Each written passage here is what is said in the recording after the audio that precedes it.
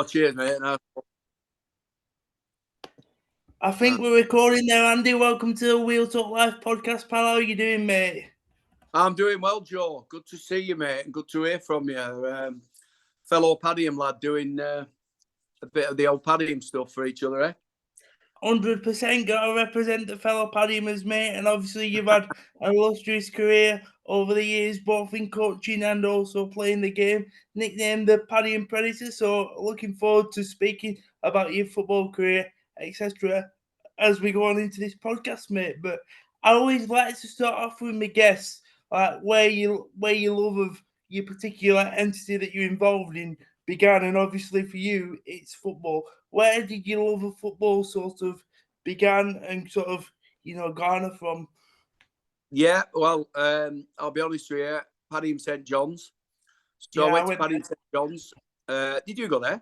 Yeah, did you? Yeah, hey, what a coincidence. So anyway, I went to Padiham St John's and started playing football when I was about 6, just knocking about. And I remember we had a lad at Padiham St John's called David Byram. And David Byram went on to be captain of England schoolboys. Oh, And he got me into football a little bit. He picked me for team when I was 6-year-old. And most of the lads were about 10. And we had a really good team. We ended up winning local Tony Amford Trophy and winning cups. And my love of football started then, Back in the day when there were no computer games, we had a football. And we went out and played football, 24/7. But yeah, that's where I started football, Padiham St John's. When did you sort of realise you had a talent for what you were doing as a kid, rather before we even get onto the professional side of things? Were you playing up the age groups and stuff like that? Because I remember speaking to obviously mutual connections who went to school with you, high school, etc. Who said they could just tell that you was like running rings around people 3 or 4 years older than yourself and stuff like that. Well, yeah, I mean, I was football mad, so I just played football. Me and our David, we played football all the time. We'd go out, and play forever, But, yeah, I mean, I enjoy playing. And back in the day when people used to kick you as well, so I had to get out of way before I got booted, you know what I mean? Yeah. But I think I got in time team when I was 10. And, so I knew that everybody wanted to be a footballer, you know what I mean? So there were no guarantees or anything like that. But yeah, I mean, I really wanted to play for Burnley, 100%. And can you talk a bit about how you was recognised and sort of brought on at youth level through Burnley and that sort of process before, obviously, then moved on to Hull afterwards?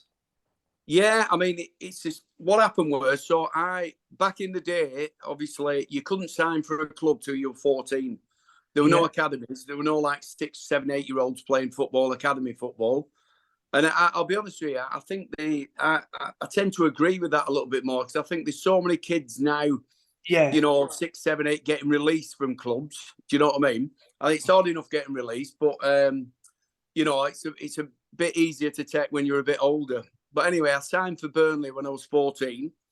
I got approached. Somebody came to watch me play, and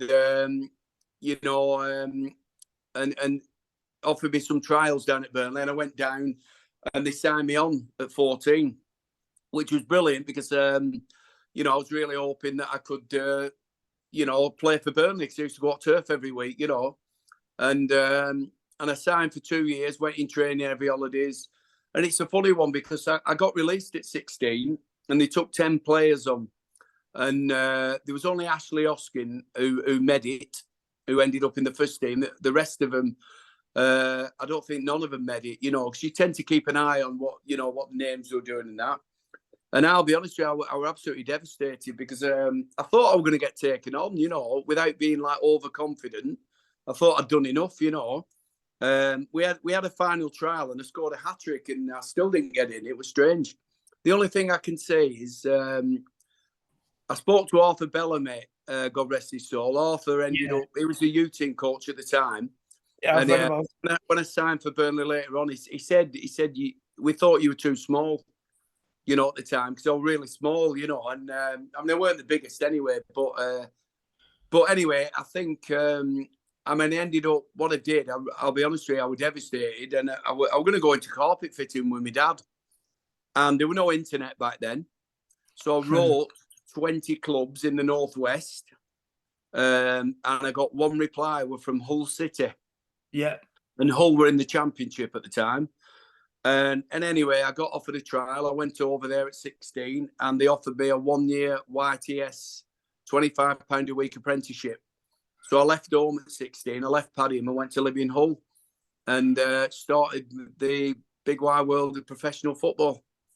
Why do you think the academy process / YTS as it was back then and sort of being released, why is it so brutal? Because as you say, I find it mind-boggling how kids are being taken on at 6, 7, 8, 9, 10-year-old. It just feels like more so in today's world that they treat you as like a bit of a number and a commodity rather than a human being. Well, I mean, at the end of the day, clubs want to make money and they want to get the best player and everything else. But I'll be honest with you, even with all my experience and you know, longevity as a footballer and as a coach, if you give me a group of 7-year-olds playing in that corner over there, maybe there's 10 of them, I can tell you which the best one out of that group is, but I can't tell you whether they'll make it as a footballer because there's a long, long way to go yet. And for me, becoming a footballer is when you play for first team. Now, don't get me wrong, if you're in the under-18s and you're the under-21s and all that, but back in the day, we used to get told you've made it. Well, our manager used to tell us you've made it when you've played 100 games. But, you know, to get in the first team was what it's all about, you know. But I don't know. I mean, clubs, you look at the stats of players, you know, that make it from academies into the first team, and it's something like 0.01 something, you know.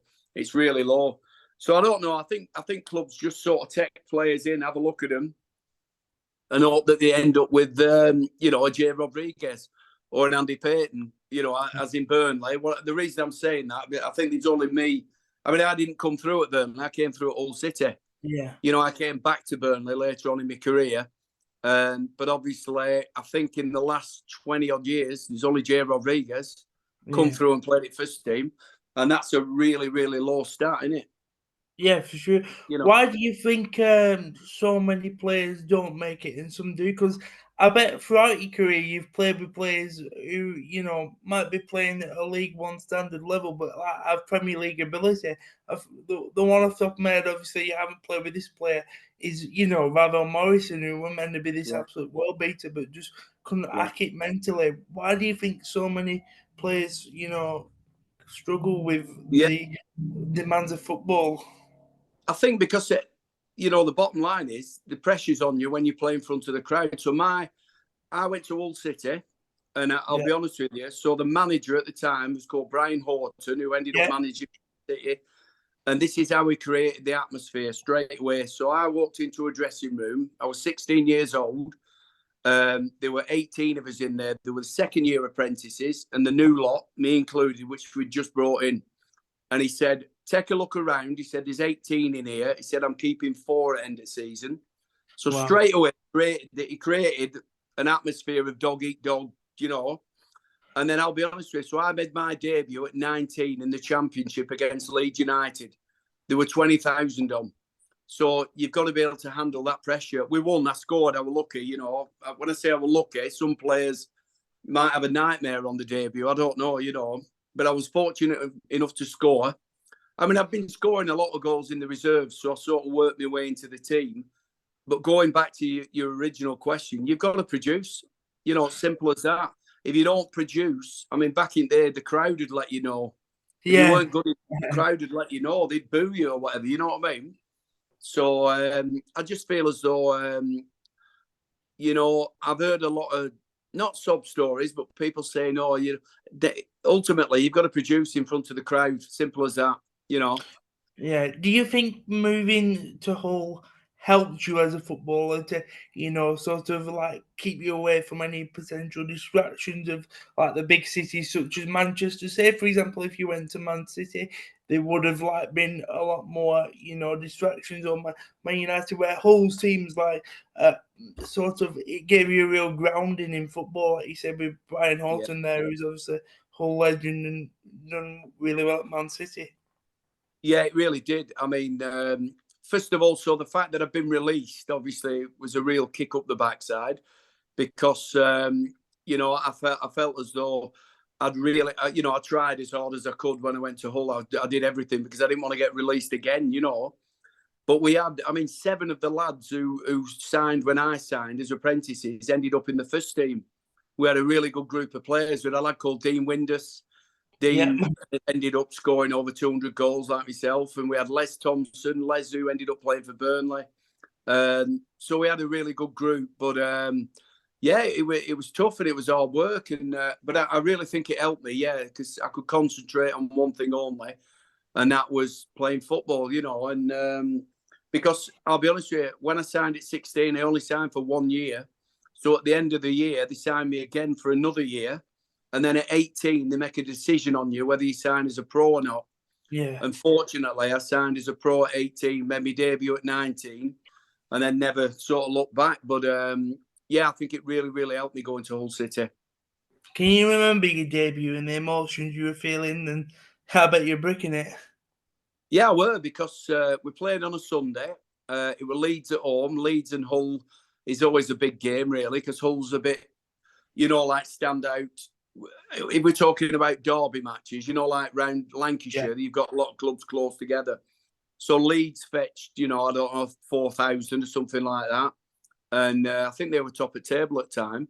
And, I'd been knocking on the door because I've been scoring quite with a lot of goals in the reserves and stuff like that, So I felt like I'd earned my place, but you still need a bit of luck. And I scored in first minute. First chance I got, ball just dropped to me in the box and I put it in. And we ended up winning 3-1. And it was the first time when I'd scored a goal that there'd been a crowd there.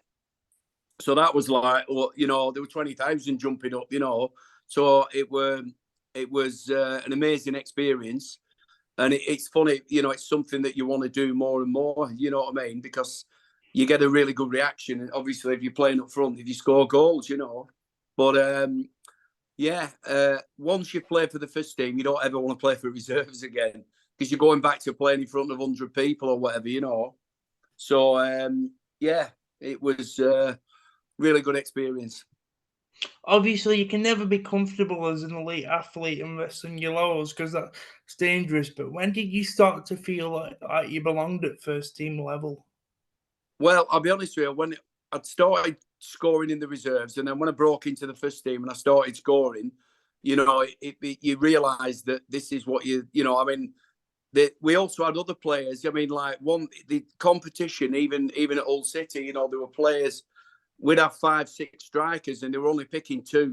So it was hard. But you've got to, if you're going to make it as a pro, you've got to have a certain amount of self belief. Because there's a lot of people ready to knock you if it's not working, and also you've got to. As a striker, what I learned, at a very young age, you've got to be prepared to miss an open goal, and get on with it and not let it destroy you, Because ultimately, back in the day, if you played up front, you were judged on how many goals you got. I don't think it's like that as much now. But so I knew if I got 20 goals a season, then everybody would be happy with me, sort of thing, And it started off at Hull City, and I managed to score a lot of goals for Hull, and I was quite a young lad, so I started attracting a lot of attention. We got relegated from the Championship. We finished bottom, and I got 25 league goals. I was only 21-year-old, and you look at it in today's terms. I think Jared Bowen went to West Ham for 20 million. I ended up going to Middlesbrough for $1 million. Or I think it was 800,000 actually. But I didn't want to leave. But we've been relegated, and the club needed to sell me. So yeah, I loved my time at Hull City. It was I was there for 6 years. I left when I was 22, only because we got relegated, and they had to sell me.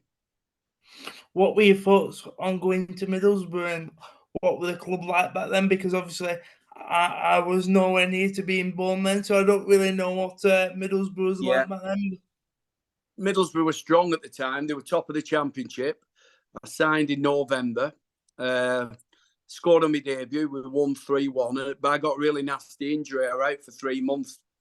But I ended up playing 8 games towards the end of the season. And then we got promotion to Premier League. We beat Wolves away on last game of the season. I scored 3 in 8 games. But at this injury I got, I'd been out. I did my ankle really bad. And, I didn't play that much. But so I ended up at Hull City, and then ended up being in the Premier League with Middlesbrough, which was an incredible experience. You know what I mean? So, the celebrations of the fans and all that. And this is where a dilemma came for me, because 9 months after being at Hull City, it was the end of the season, and we'd just been promoted to the Premiership at Middlesbrough, and then Celtic came in for me. So I had a massive dilemma. Do I go and play in the Premiership for Middlesbrough, or do I go and sign for Celtic? And there was only one winner when I went up for talks, and that was, I signed for Celtic. Yeah, too right. Celtic are a massive club. I have a soft spot for Celtic. When I was sort of finding my way as a football fan as a kid, I've been to watch a few Celtic games, controversially, because a lot of my Burnley fan diehard mates don't like Celtic for some reason. I think something used to kick off back in the day whenever Celtic and Burnley played, but that's a story for another day. Talk a bit about your Celtic career then, and how you found that. Well, it was funny because, like I say, we got promotion to.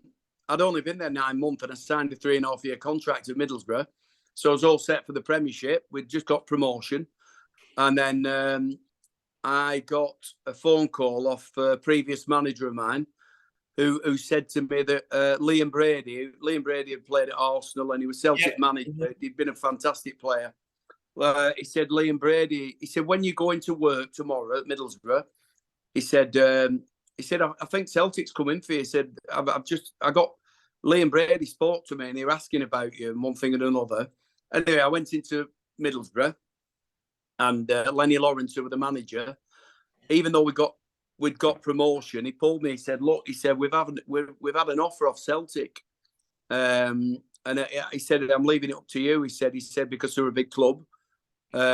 He said, you want to go and speak to him? So I'd only been at Middlesbrough 9 months, like I say, but I went up to Glasgow with my dad, and we had talks. I mean, the ground, it's a massive club, a big club. A lot of people talk about Celtic and Rangers, obviously, it not being, people say, oh, it's a bad league, though. It's a bad league, but you play European football. I played in Europe up there, Yeah. Anyway, once I've been up there, and we had Frank McAvenny, Charlie Nicholas, John Collins, with some great players. These are players back in the day, but they were outstanding players. Charlie Nicholas had been at Arsenal, scored 2 in the cup final. Great players. Tony Mowbray, Gary Gillespie, who played for Middlesbrough. We had a great team, and I were only 22, 23 at the time. So I signed for Celtic, and Rangers had a very strong team, and I'll be honest with you, we beat them twice, but we finished second to Rangers, and that cost Liam Brady his job. I played 46 games for Celtic, and I scored 20 goals. I'm proud of that. I was top scorer, scored the winner against Rangers. And unfortunately, what happened, Liam Brady got sacked, and Lou McCarry came in. And with new managers, they bring their own players in, and I find myself for a couple of months not really being a part of it. I was on the bench, not really getting a game, and I got persuaded to go to Barnsley, who were in the Championship at the time. And a lot of people said to me at the time, why have you gone from Celtic to Barnsley? And this is not knocking Barnsley in any way, because obviously they were in Championship, and doing well. And they had a great set of lads. But I got persuaded of Viv Anderson, who was England's first ever black player. That's Forest and Man United. Yeah, you know, Joe. And he persuaded me to sign for him. And I had 2 really good seasons there. I mean, I scored 47 goals for him in the Championship, and we did well. We were just on verge of playoffs, you know. I always feel as though it was me, you know, the route back to Burnley, because Yeah. I ended going from Barnsley. Then I went to Huddersfield. Brian Norton signed me, and I had 1 season at Huddersfield, and then Burnley came in for me. And it was strange, really, how we ended up back at Burnley. But I just feel as though it was, you know, part of my destiny. You know what I mean? Yeah, for sure. You know. You've played in so many towns and cities that are footballing hotbeds that literally it's people's lives. People go to the turf on Saturday and they really do look forward to it. It's a massive part of everyone's week. Do you think you thrived off that pressure in being in those sort of working class towns and cities in the environment to sort of give back to supporters that you played for in a way? Yeah, absolutely. Because I think I felt it most when I came back to Burnley, because, you know, I went to school in Paddington. You know, I went to, you know, Paddington St John's. I went to Gorthop, so I knew a lot of people around here. But I also knew that one thing that I did know is from my time at watching Burnley is if you gave your best and you worked really hard, you know, the fans would always get behind you. I mean, obviously they want to see you doing well and scoring goals, but ultimately they want to see you trying and working hard and running, you know. So when I got the opportunity to come to Burnley, even though I had to drop down to League One because they're in League One at the time and really struggling, it was, although I'd scored about over 100 goals in my career by then, played for Celtic, played for Middlesbrough, played for Hull City, Barnsley and Huddersfield. And I've been top scorer at every club, you know, right through. But when I came to Burnley, I'd not scored 1 goal for Burnley, obviously, because I'd never played. I'd actually scored against Burnley for Barnsley at Turf Moor, and Not I that right. didn't celebrate because I had respect for the club, you know. And Barnsley won 1-0 that day. I felt as though when that happened, just briefly, because Burnley had released me, I felt as though it was a little bit of karma. Do you know what I mean? Like the boy who got released came back and scored a goal against you. Yeah. But I didn't want to celebrate because all my family are Burnley fans, you know. So when I actually got the opportunity to come back to Burnley, I was starting from scratch because I'd scored all them goals for everyone else, but I hadn't scored 1 goal for Burnley, so I had to start again. And I knew everyone, you know, everyone knew me, so I was grounded and down to earth when I came to Burnley because I was a local lad, you know. Can you talk about the art of scoring goals? Because I often think, especially in coaching, when we're working with the players that we do, it's often psychological. Sometimes it might sound a weird analogy, but you can smell a goal out, can't you? Just because you're 36, 37, 38, 39 years of age, you know, and you might have lost your ability within your legs, doesn't mean you know where the ball, don't know where the ball is going to drop. Do you know what I mean? So can you talk a bit about the finishing work that you did in training and also the psychological element of goal scoring? Yeah, I mean, you've got to have a knack. You've got to have it in you a little bit, I think. But I'll tell you one thing that you can do. You can work on it and work on it and work on it. You know, I mean, I was very one-footed when I was younger. So I worked on my left foot a lot. But I mean, I took advice off, you know, I was one of them players that would ask the senior players, you know, I'd pick the brains, you know, and I was keen and I wanted to learn and I wanted to know, you know, how you scored goals, you know. And one of the best pieces of information somebody gave me, well, we had a player at Hull City called Keith Edwards, who was an unbelievable goal scorer, scored, you know, loads and loads of goals, and he was just so good at it, you know. And I try and pick his brains. And one of the things he said to me is, you know, if you miss, just don't let it get you down. Just keep going, because every footballer misses. We've all missed sitters, we've missed open nets, but you've got to keep going, especially when there's a crowd watching, you know. I feel as though as well in training, I did a lot of work after training. So training might have finished and I get a big bag of balls out and I'd be smashing balls into the net. Just getting that feeling of, you know, right foot, left foot, headers. I scored quite a few headers in my career. practice. You know, you can never, ever stop practicing, because the moment that you do stop practicing, just like in any sport, you know, somebody once told me, you know, world champion darts and snooker players, Yeah. 5 hours a day, darts players practice, snooker Yeah. players, 5 hours a day.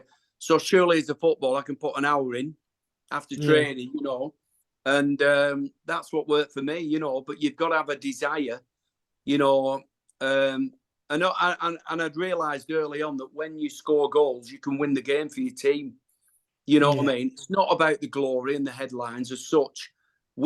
As a player, so if I get a winning goal and it says, you know, Burnley win 1-0 and Payton scores, they wrote that, not me. Do you know what I mean? But I found out very early that it's a massively important thing to be able to do. And if you can do it, everybody wants you. So for me, it was just massive practice. Just keep doing it. Even simple things like just smashing a ball into an empty net from edge at box. Just keep doing it. And then it might happen in a game, you know.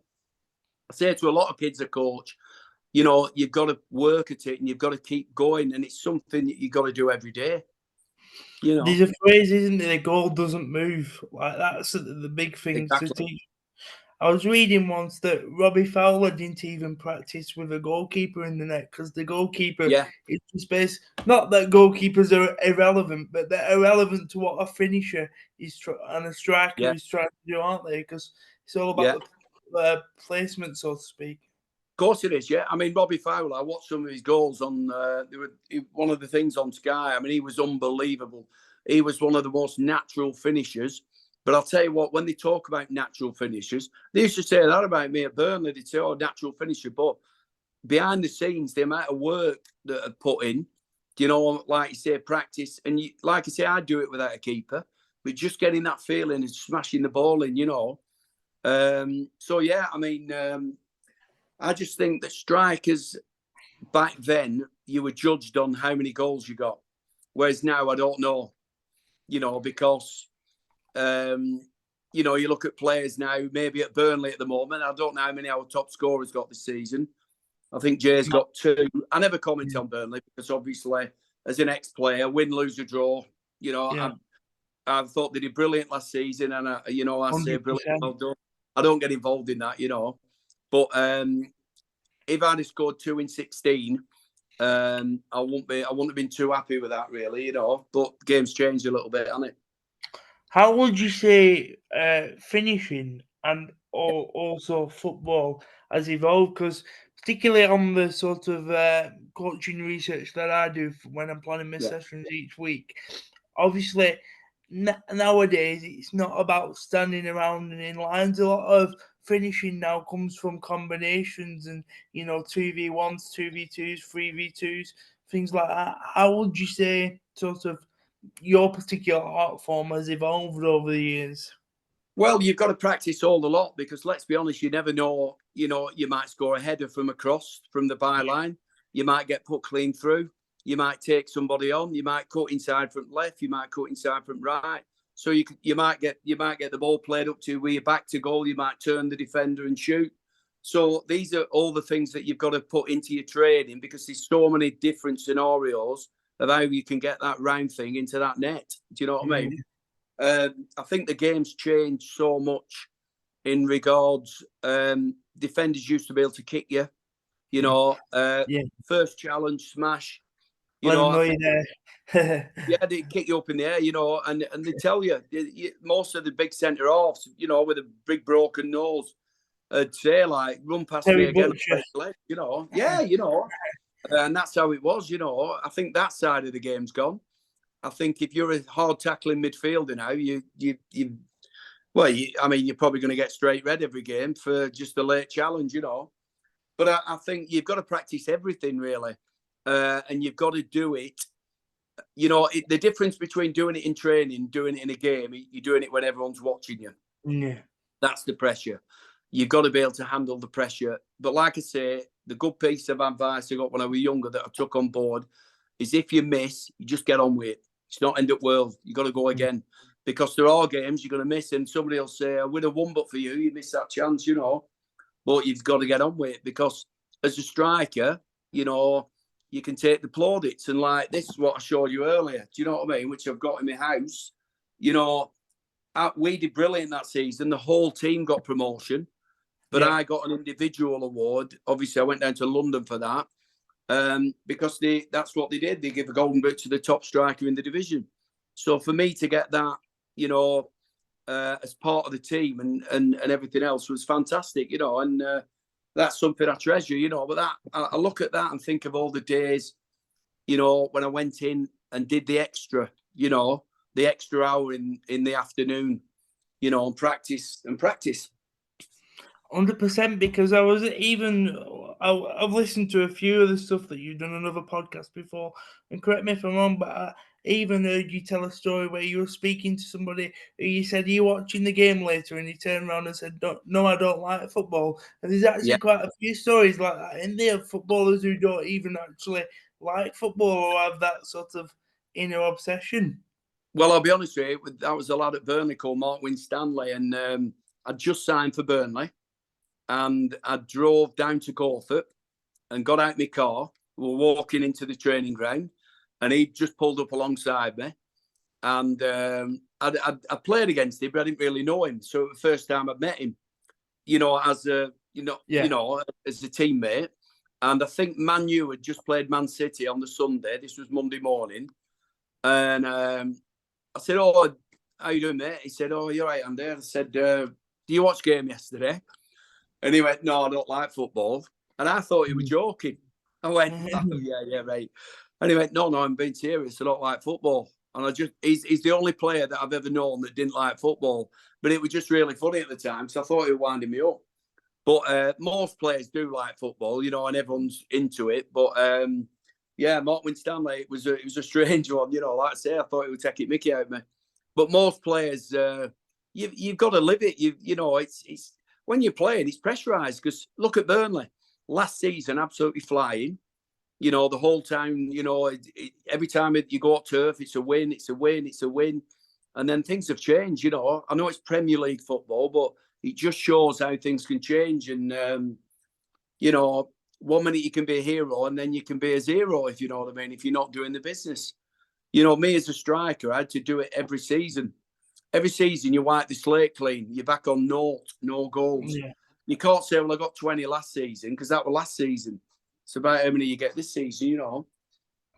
100%. And obviously, in terms of obviously retirement as well, you went into coaching. How do you adapt to sort of like losing that feeling of adulation of the crowd? You know what I mean? Yeah. It must be challenging, and you know, but now you're able to sort of pass on your experience through your coaching and things like that, and sort of tell players to be ready for life after the game and things like that. Oh, yeah, definitely. Just 1 second, Joe. I've just got to put me charge. Just put it on charge because it's just come up. I'll keep it on. Don't worry. No, no problem. Because it just said low battery there, and I don't want it to go off. Obviously, Yeah, I want this. I have probably got this all the time on Zoom myself. Go on. What am I going to do there? Oh, I'll put it here for a minute. Anyway, I'll just sit like that. Yeah. So,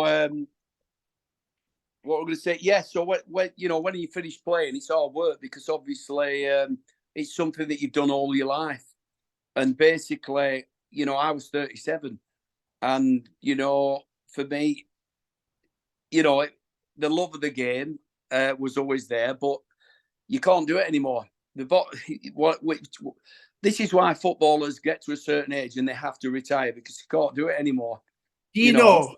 Do you know when that time comes? yeah, because you lose that half a yard of pace, Yeah, and that half a yard is enough for you to yeah, not be good enough to do it. Otherwise, we'd all be playing. You've got it up here, like you said earlier, but you haven't got it down below, and you can't do it. You know, yeah. so and that's just something that you've got to get used to, and it becomes hard. I'll be honest with you, I didn't want to go into coaching when I'd stopped playing because I couldn't see myself as a coach because in my head I was still a player. I still thought I could do it. But like every footballer that gets to 37, 38, you can't do it. Your legs, you know, that's the way it goes. So it took me a few years before I decided that, yeah, I would like to coach and pass on my experience. But I didn't do it straight away. I think if I'd have done it straight away, I could have potentially, the last year of my career where I didn't really play many games, I think I could, if I'd have gone to the manager and said, what about me, jumping on board with youth team, coaching, I'm sure they'd have said, yeah, we'll have some of that.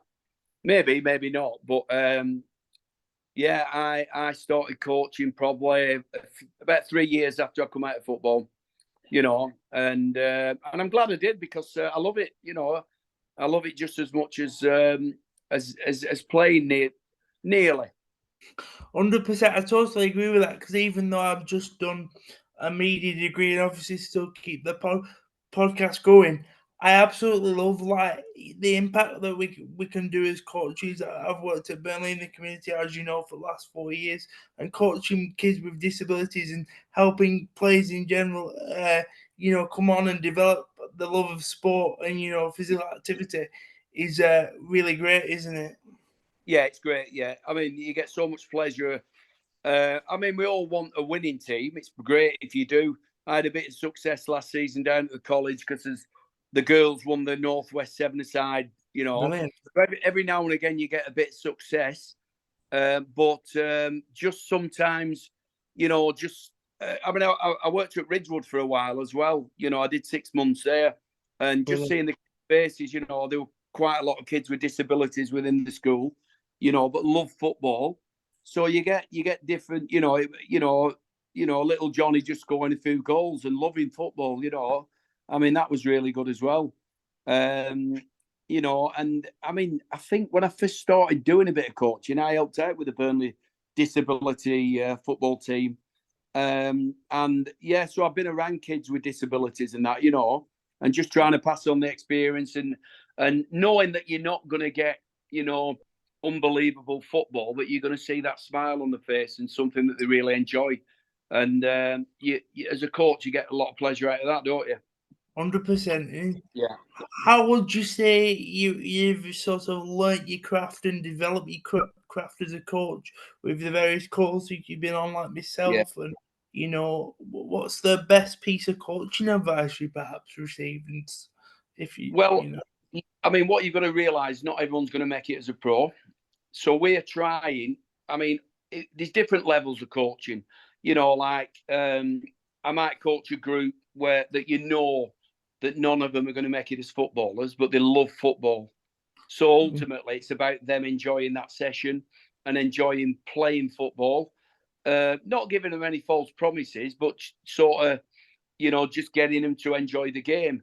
Now, when you get to a group that's a little bit more, say they've got more chance of making it, you want to push them a little bit more. One thing I found, you players have got to be coachable that want to make it. You've got to be prepared to listen, to the advice. I think as well, players that have been footballers, because I've been through the system. So the advice I can pass on to players because of my life experience, as well as having the qualifications and the fact that, I played 500 games as a pro, I feel as though that gives me more of an advantage over a coach that's never played. Do you know what I mean? Because obviously I've got all them memories. I don't mean like yourself, but I'm talking about, different levels of football. Like I say, yeah. I do groups of kids down at Crowwood, and most of them, they're not going to be footballers, but they love the game. So I love coaching them. Yeah, I do agree with that. Like, I look at these sessions on YouTube and things, what, the managers and coaches that have played the game do. And I think, oh, yeah, there's no reason why I couldn't do that or whatever. And I've heard stories of being on the courses where you hear of first team managers doing pretty basic stuff, what you yourselves do as coaches. But it's the level of detail that they're able to apply behind the message, isn't it? Because obviously you've had the lived experience as a player. Yeah, but the lived experience obviously is something that's invaluable. And somebody who's not had that lived experience, it's not their fault, but they can't replicate that. And I mean, one of the biggest things for me, which I use all the time, is the experience of when I got released at 16, because it was heartbreaking. I was absolutely gutted, as you can imagine. I mean, I supported Burnley. I love Burnley, and looking at it now, maybe I weren't good enough or whatever, but I went on and proved them wrong. But I love telling kids that I got released. It weren't all, roses and, good times. It was demoralising. I had to get over that. And as a footballer, at any level, you've got to be prepared to take the rough with the smooth, But yeah, I mean, not every coach, as you know, has had to have been a professional footballer, of course. But I think it helps, depending on the levels that they want to get to, Yeah. I tell you what, I do love myself more so than the actual coaching, even though I love the coaching. For me, it's more about, galvanizing and motivating people. I buzz Yeah, off getting groups together. And when you get that sort of, feeling of a group together, it doesn't really matter what session you put on, is it? Does it? Because if a player thinks you're a bit of a, idiot, then they're not going to play for you. Whereas if they, like you and want to get yeah, behind you, look at Sean Dyche, I think he's the definition of a manager rather than a coach. Alex Ferguson never did any sessions, yeah. but it worked well because he motivated the people that he, was working under him. Yeah, of course, yeah. I mean, I had a few managers like that who were, I mean, they're all ex-players like Brian Orton, Stan Turner, and I mean, Liam Brady, bloody hell, I mean, he won 5 championships in Italy. It was unbelievable. But, we had respect. I mean, my time at Burnley, when we got promotion and that, I mean, Stan was the gaffer. So we had quite an experienced squad and we needed somebody to be the gaffer. Do you know what I mean? So he'd tell us what we'd get told what to do, but the coaches have put the sessions on. So yeah, I agree with that one, yeah. But it's strange because I think whichever way you look at it, so if you and me had a game against each other tomorrow and you had 11 aside, you had 11 players and I had 11 players, girls or boys, and your players were better than mine, 99% of the time you'll win. And I know that sounds, well, what do you mean? If you've got better players than me, you'll probably beat me. I can give a motivational speech. I can try my best. I can organise. I can try and set up. But if you've got better players than me, 9 times out of 10, the higher up you get, you tend to get beat. So as well as coaching, I think one of the biggest things you can do, I'm not talking at grassroots level, but even at, say, Padihams level, or Padiham Football Club, they've got to get good players in, haven't they? And the better players they get in, obviously, the more success they have. So there's a little bit recruitment going on. It's what team you can put together, not just your coaching. We can all coach, but we need players that are going to do the business for you. I totally agree with that because obviously, I I actually think this as well. I have the discussion on the courses that I go on. It's actually harder to sort of teach players with perhaps the ability where they don't want to be a professional footballer or don't want to progress because you're trying to explain something to. I'll give you an example. It's why so many ex-pros don't necessarily make great managers because they can't handle the fact that players can't do what they could do within an Yeah, instant. I mean, Glenn Hoddle used to piss people off in training apparently because he used to just bang one in top corner straight away on training pitch at yeah, like 45 yeah, year old, and these players were 22, 23, and they couldn't do it. yeah, So yeah, definitely there's definitely an art form to it. In terms yeah. of future for yourself as a sign off sort of thing, what's your plans for the future? And do you have any advice for anyone who's following the dreams in life or experiencing a bit of hardship at the moment? Well, yeah. I'm very happy. I mean, I'm 56 years old. I had my football career. I feel as though, I got very well respected. I mean, I ended up at Burnley where I had my picture outside the ground. You know Yeah, what I man. mean? All right. Which to me was an ultimate. You can't get better than that, really. And I won a Golden Boot. I played for a brilliant club like Celtic. I mean, I started off at Hull City. So career-wise, I'm really happy with my career. I'm happy in life now. When I came out of football, struggled for a few years, which a lot of players do. mentally, because you feel as though purpose in life and other things. What can I do now? You know, so I enjoy my coaching. I'm very happy with my partner Victoria. We live together. You know, I've got 3 girls: my Georgia, Olivia, and Lauren. Obviously, Georgia plays for Aki, and I go and watch Georgia a lot. You know, so yeah, you know, I'm looking. You know, I really enjoy. I'm enjoying life. You know, which is good. Coaching, like I say, I did my A license 5 years ago. So I feel as though, I mean, I did my level 1, my level 2, the UEFA B, and my, A license. So I've got the qualifications if they're ever needed. But yeah, I mean, I just, like I say, I just enjoy coaching, and I do a lot of coaching with kids, and like doing this with you. Obviously, you know, I mean, I look at you, John. I think you've done absolutely fantastic. I think you know, that one of the main reasons I wanted to do this with you is my respect for you. You know, I think you've done absolutely fantastic, young lad. Come through so much, you know, things that you still have to deal with on a regular basis, on a daily basis. Yeah. But I mean, I can imagine you going out, getting further in the coaching world. Do you know what I mean? And it's great, yeah. And if you want to come down to any sessions down at college, just let me know and we can sort something out. 100%, mate. It's been absolutely top speaking to you today. Obviously, I know you're a little bit outside of this podcast, and obviously your family and that are all great people. So, yeah, thank you very much for coming on, Andy. I'll I'll stop the recording if I figure out how to do it and speak to you afterwards. Cheers, mate. All right, Joe. See you later, pal. Look after yourself. All right, pal. mate. See you, pal.